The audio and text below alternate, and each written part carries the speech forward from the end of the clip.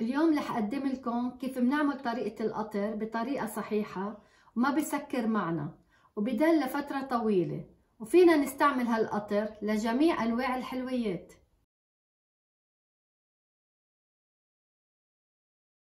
لأعمل القطر بحاجة لكبتين ونص سكر، وبحاجة لملعقة كبيرة عصير حامض طبيعي، وبحاجة لكباية وربع مي نظيفة أكيدة، وبدي أحط لها ملعقة كبيرة ما ورد بآخر الغليان.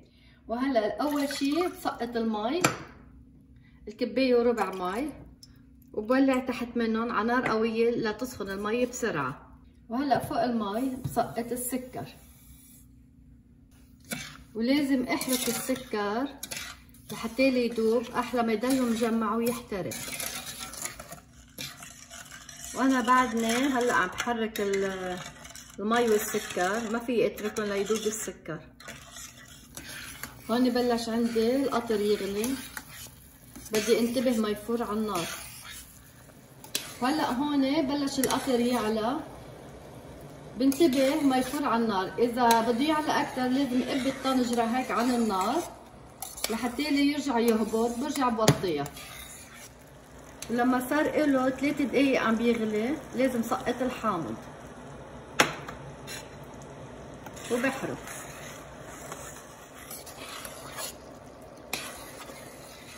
وهلا من بعد ما صار له 6 دقايق عم بيغلي، لازم شوف اذا كان بعبده غليان. كيف بقفر القطر؟ بشيل ملعقه قطر وبحطها بالصحن، وبشيل كمان شوي صغيره وبحط الملعقه على القطرات، وبشوف اذا الملعقه عم تلزق بالقطر مثل كانه في تلزيق بالصحن، او اذا عم بحس بسماكه القطر بكعب الملعقه.